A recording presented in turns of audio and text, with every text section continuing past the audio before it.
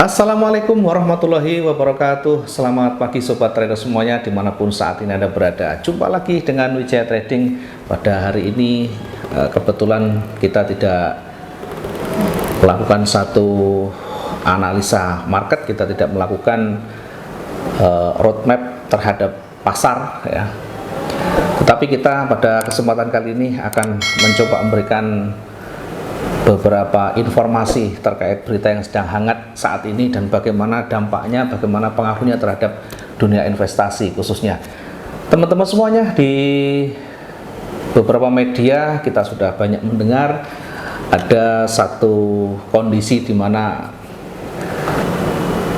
fenomena ini adalah bagian dari resesi global yang diperkirakan para ekonom sebelumnya. Kita coba untuk flashback ke belakang di tahun 2022 ya. Ada kekhawatiran dari beberapa pengamat termasuk ekonom, termasuk ahli dalam bidang ekonomi tentunya.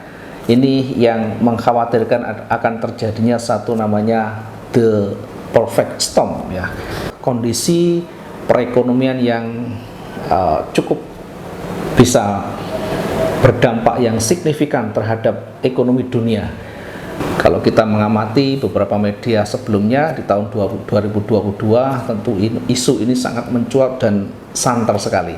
Dari badai ekonomi di tahun 2022 yang kemarin, yang kita menghadapi fase pandemi dan sebagainya, kemudian ada satu narasi yang menyebutkan bahwa kondisi krisis ekonomi dan keuangan dunia diperkirakan di tahun 2023 akan betul-betul terjadi satu gejolak yang luar biasa. Buktinya belum lama ini adanya kebangkrutan dua bank besar. Kenapa ini bisa terjadi? Bahkan di tahun 2020 di mana ada pandemi berkepanjangan mulai tahun 2020, kemudian dampaknya masih terasa, dampaknya masih meninggalkan efek yang luar biasa di sana, dan masih ada dampak-dampak yang masih kita rasakan sampai saat ini, meskipun tidak sebesar tahun-tahun 2020-2021.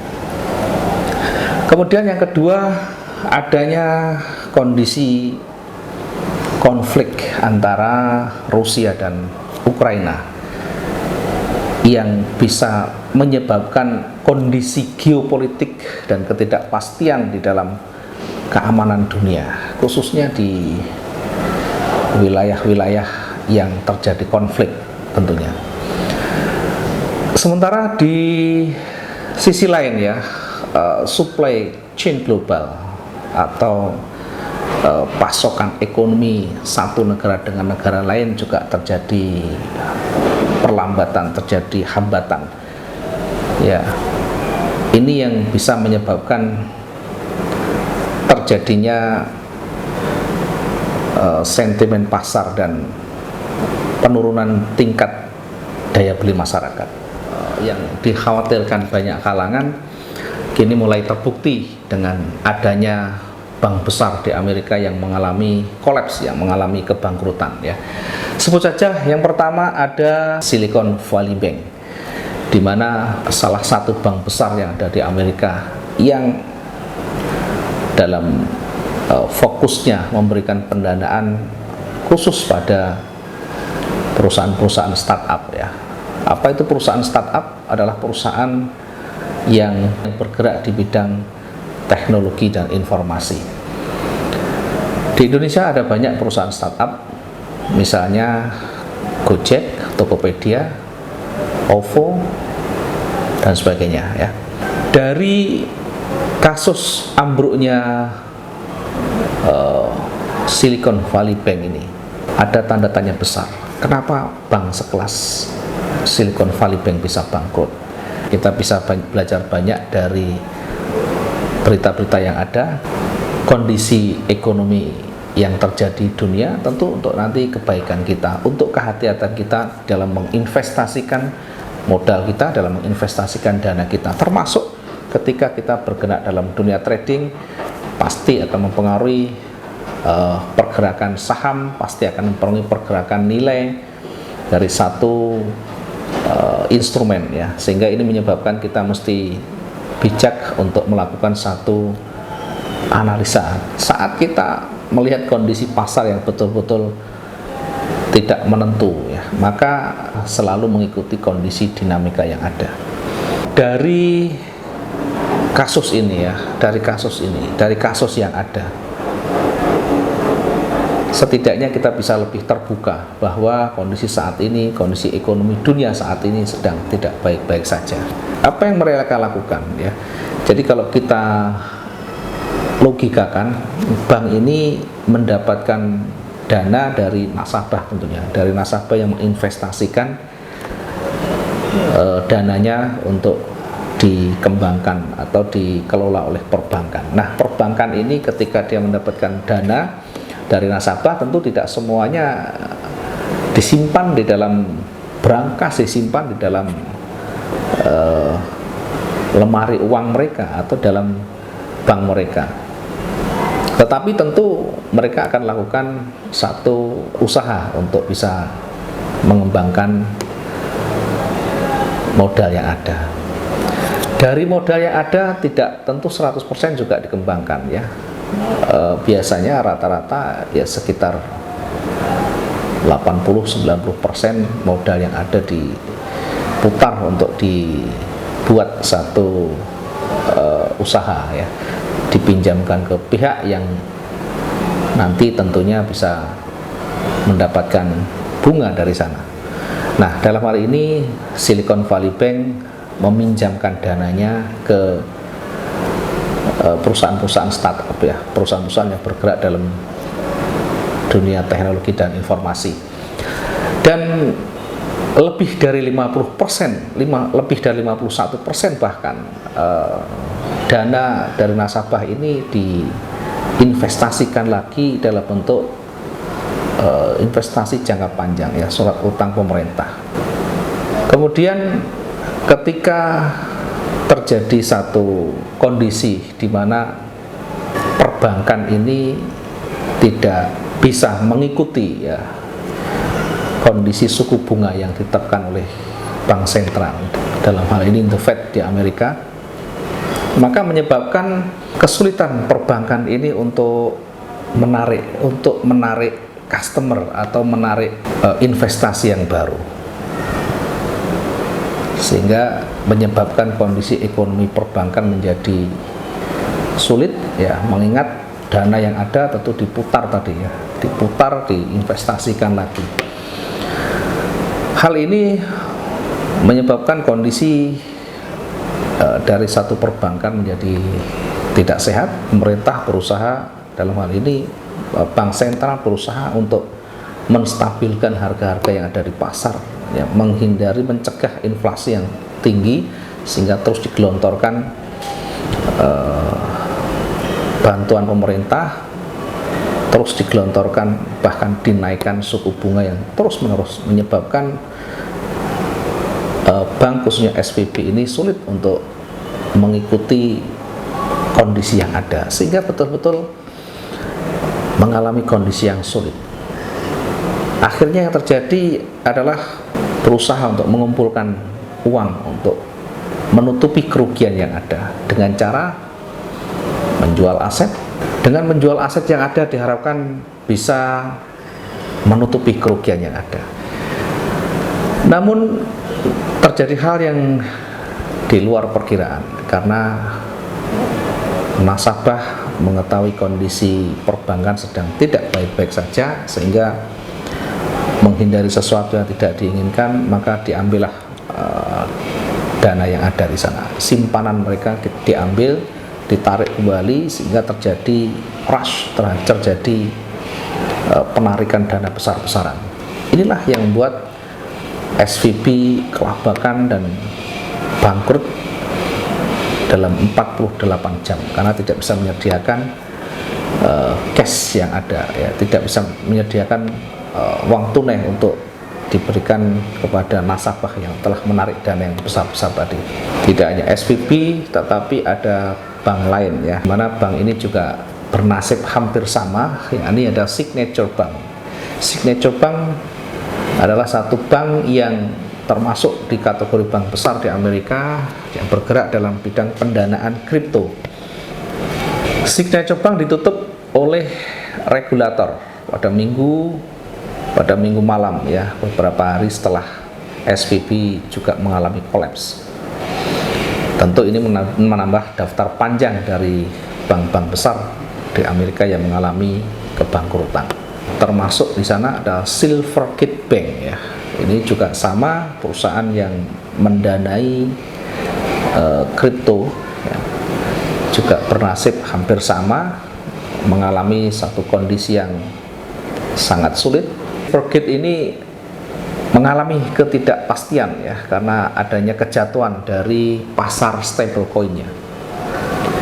Di sisi lain di Eropa juga ada pengaruh yang signifikan, ada dampak yang ditimbulkan dari adanya bank besar yang ada di Amerika mengalami satu kebangkrutan. Di Eropa namanya Credit Suisse, atau salah satu bank sangat kuat di sana yang juga mengalami kondisi-kondisi yang sangat krusial ya. Bahkan Credit Suisse ini berada di ambang keberangkutan. Tercatat sepanjang tahun 2022 Credit Suisse membukukan kerugian bersih, bukan profit ya, membukukan kerugian bersih sekitar 7,3 miliar French atau sekitar 121 triliun rupiah. Tentu memburuknya kinerja keuangan Credit Suisse membuat investor beramai-ramai melepas sahamnya. Ini yang membuat kondisi Bank Swiss ini atau Credit Suisse ini mengalami guncangan yang luar biasa. Nah, dari kasus yang ada ini, apa pengaruhnya terhadap dunia investasi, khususnya keuangan yang ada di Indonesia? Tentu ini juga membuat perhatian kita bagi teman-teman pecinta investasi, bagi teman-teman yang bergerak dalam dunia keuangan tentunya, ya khususnya teman-teman yang bergerak dalam bidang trading khususnya, baik itu saham, baik itu kripto maupun forex ya, tentu sangat berpengaruh di sana, mengingat kondisi ekonomi yang saat ini sedang tidak baik-baik saja, membuat kita harus betul-betul lebih hati-hati dalam menggunakan dana kita di dalam melihat kondisi yang ada. Tetap kita bijak menempatkan investasi kita pada tempat-tempat yang betul-betul aman dan tentu bisa dipertanggungjawabkan ya. Dalam hal ini ketika kita punya modal ya untuk diinvestasikan, untuk disimpan, kita tetap harus berhati-hati ya. Melihat kondisi fenomena seperti saat ini tentu sangat diperlukan ya. Kita juga tidak perlu terlalu khawatir, di Indonesia masih cukup aman ekonominya, bahkan ketahanan perbankan juga masih cukup aman ya. Ini kita dasarkan pada satu pernyataan yang disampaikan oleh Gubernur Bank Indonesia. Dikutip dari rakyatmerdeka.id ya, Gubernur Bank Indonesia Peri Warjio menilai bahwa bangkrutnya 3 bank yang ada di Amerika ini dikarenakan model bisnis yang tidak stabil dan sangat rentan ya. Kenapa? Karena selain deposit fundingnya cenderung pada deposan yang besar ya, beliau juga menyampaikan bahwa deposan mereka berada pada klaster yang sama, yakni startup atau financial technology company, bergerak dalam dunia teknologi dan informasi. Gubernur Bank Indonesia juga mengatakan, bahkan yakin fenomena itu tidak akan terjadi di Indonesia, karena permodalan yang ada di Indonesia masih cukup dengan rasio kecukupan modal 25,8%, tentu lebih cukup ya. dengan data Januari 2023 ya. Resiko kredit bermasalah juga masih kecil ya, 2,59% bruto dan hanya 0,76% netonya pada Januari 2023 ya, berdasarkan data yang ada. Sementara likuiditas perbankan pada Februari 2023 masih berdasarkan yang disampaikan Gubernur Bank Indonesia masih cukup terjaga ya, didukung lagi dengan pertumbuhan dana pihak ketiga yakni sebesar 8,1% year on year-nya. Tentu ini masih sangat aman dan menjadikan ekonomi Indonesia masih tahan menghadapi kondisi ini, dan mudah-mudahan kita berharap ke depan tentu juga baik-baik saja. Belajar dari kasus yang ada, belajar dari kejadian-kejadian yang ada di sana, apa yang bisa kita petik di sana, pelajaran apa yang bisa kita dapatkan. Satu, dari kasus yang ada, kita banyak berhati-hati di dalam berinvestasi tentunya. Jangan asal kita melihat ada tawaran dengan keuntungan yang besar, kita langsung menginvestasikan dana kita maksimal di sana. Disinilah pentingnya kita banyak membaca berita, banyak mengetahui kondisi ekonomi. Tentunya untuk kehati-hatian kita untuk menjaga agar kita betul-betul bisa melihat secara jernih apa yang akan kita pilih, kemudian investasi apa yang akan kita tetapkan di sana, termasuk perusahaan-perusahaan yang kita jadikan sebagai mitra untuk melakukan investasi. Beberapa tips yang bisa kita ambil ketika kita menginvestasikan modal kita, dan dari sana kita bisa lebih berhati-hati, fahami investasi yang akan kita geluti dan pelajari lebih lanjut, kemudian termasuk dari sisi regulasinya, termasuk dari sisi keamanan, setidaknya kita harus banyak mempelajari dan kita harus banyak tahu. Oke, belajar dari kasus yang ada ya, yang ada di Amerika, yang ada di Eropa. Tentu kita bisa mengambil hikmah, kita bisa memetik semuanya dengan tetap berhati-hati di dalam berinvestasi. Berikut adalah tips supaya kita aman dalam berinvestasi dan menempatkan dana kita sehingga kita ke depan tetap ada ketenangan, bahkan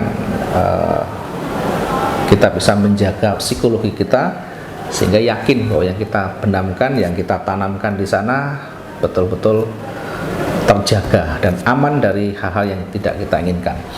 Yang pertama, ketika kita menginvestasikan sesuatu, maka buatlah secara berbeda ya, buat diversifikasi di sana. Jangan hanya satu tempat, jangan hanya kita menginvestasikan pada salah satu instrumen saja. Kita bisa pecah menjadi beberapa instrumen. Dari diversifikasi ini nanti kita akan bisa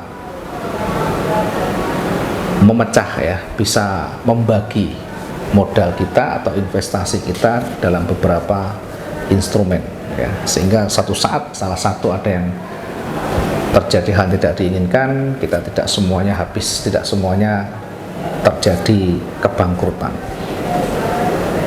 Yang kedua, cek kembali apakah simpanan bank kita yang kita pilih itu sudah mengikuti aturan yang ada di Indonesia. Tentu kalau di dalam perbankan harus mengikuti aturan LPS ya, Lembaga Penjamin Simpanan, di mana aturan ini ketika kita menginvestasikan harus kita pahami minimal simpanan kita harus tercatat di dalam pembukuan bank. Yang kedua, jangan lupa ya, tingkat bunga yang kita dapatkan dari kita menyimpan atau menginvestasikan itu tidak lebih dari aturan dari LPS. Berapa aturannya? Untuk bank umum 4,25%. Sementara untuk BPR bisa 6,75%. Ini tentu data terbaru ya per Maret 2023. Berikutnya yang ketiga, tips yang ketiga, tentu ketika kita menjaga supaya kita juga aman, maka harus betul-betul mengikuti aturan yang ada ya. Kita tidak melakukan tindakan yang bisa merugikan perbankan. Apa itu? Ya, salah satunya adalah kredit macet. Jangan sampai terjadi kredit macet, karena itu akan mengganggu nama kita di perbankan. Mudah-mudahan ini bisa membantu, bisa bermanfaat, belajar banyak dari kasus-kasus yang ada di dunia luar, khususnya di Amerika, di Eropa, dari kondisi perbankan yang ada. Banyak sekali mereka yang tidak bisa balik uangnya 100% tentunya. Kenapa demikian? Karena lembaga penjamin simpanan juga tidak menggaransi 100%. Ada batas-batas tertentu yang hanya bisa dijamin. Karena itu sekali lagi, bijaklah menjadi seorang investor yang betul-betul berorientasi masa depan yang lebih aman, yang lebih baik. Jangan lupa selalu buat diversifikasi. Jangan simpan dalam satu tempat, jangan sampai kita menginvestasikan dalam satu tempat, satu instrumen, tapi pecahlah dalam beberapa instrumen. Dalam hal ini mungkin teman-teman juga bisa berinvestasi dalam dunia properti, dalam dunia emas fisik dan sebagainya, termasuk saham yang jangkanya jangka panjang dengan melihat kondisi portofolio perusahaan yang lebih baik. Mudah-mudahan bisa bermanfaat. Ini yang bisa kita sampaikan. Mohon maaf, bukan kita menggurui teman-teman semuanya, kita hanya sharing, kita hanya berbagi untuk saling mengingatkan, khususnya teman-teman yang berkecimpung dalam dunia finansial ya. Tetap kita bijak, tetap kita jadikan kita sebagai diri kita sendiri, tidak ikut-ikutan, apalagi mengikuti investasi, tawaran investasi dengan reward, dengan profit yang sangat tidak masuk akal, dan itu akan berpotensi terjadinya scam. Terima kasih, mudah-mudahan bisa bermanfaat. Selamat pagi, assalamualaikum warahmatullahi wabarakatuh. Salam profit dua arah.